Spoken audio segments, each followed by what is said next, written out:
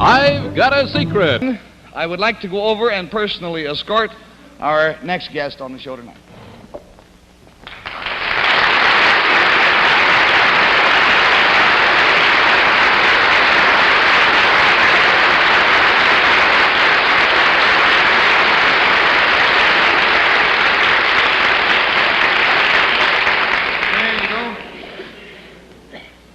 Now then, sir, will you tell our panel, please? Let's get in a little closer. Do you mind if I pull you in, sir? There we go. Will you tell our panel, please, what your name is and where you're from? My name's Samuel J. Seymour. I'm from Maryland. This is Mr. Seymour from Maryland. And we brought Mr. Seymour all the way up from Maryland, and by golly, he got in a hotel and fell down the steps and gave himself a shiner. And we urged him not to come on the show tonight, as a matter of fact, and finally got in touch with his doctor, and the doctor said it was up to Mr. Seymour. Mr. Seymour said he wouldn't miss it. So here he is, and feeling apparently pretty well.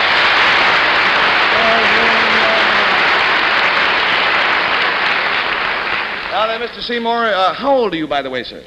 96. 96 years old. Now, sir, if you'll whisper your secret to me, I'm sure the folks at home would like to know what it is.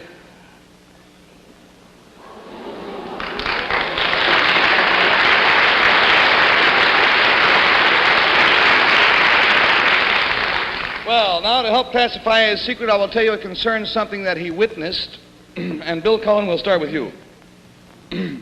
Something that he saw happen. This thing that Mr. Seymour saw, does it have historical significance? Does this have historical significance, Mr. Seymour? I would say yes, wouldn't you, sir?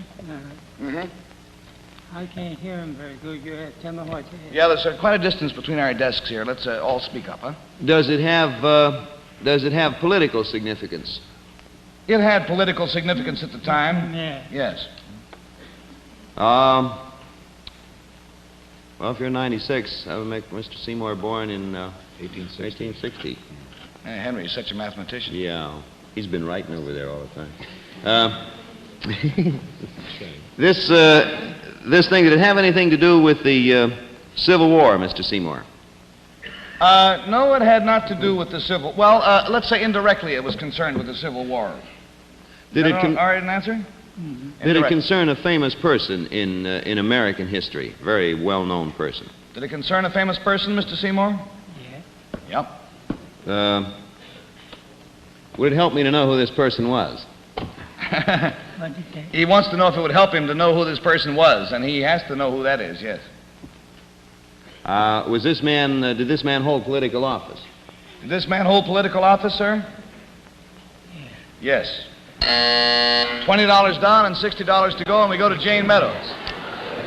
Mr. Seymour. Henry is being his usual helpful self by whispering to Jane, McKinley. And I'm not listening. Mr. Seymour, would this person have ever been president of the United States? Was he ever president, this man? Oh, I think it was once. Would it have been Abraham Lincoln? It was Abraham Lincoln, yes. You witnessed something to do with Abraham Lincoln. Was this a pleasant thing? Was it a pleasant thing you saw, sir? Not very pleasant, I don't think. I was scared to death over it.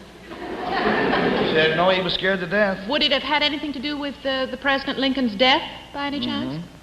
Unfortunately, yes. Did Mr. Seymour witness the shooting of President Lincoln?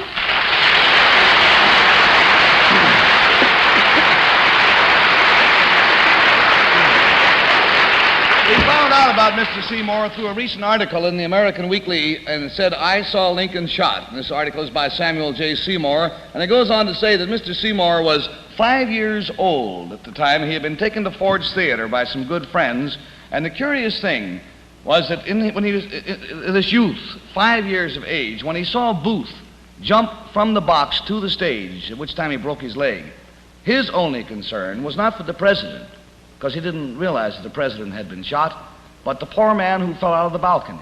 And that's all of his memory is of going to the theater and seeing a man fall out of the balcony. Sir, it's been a great joy and you might say an honor to have you are, by the way, the only living witness of that tragic event.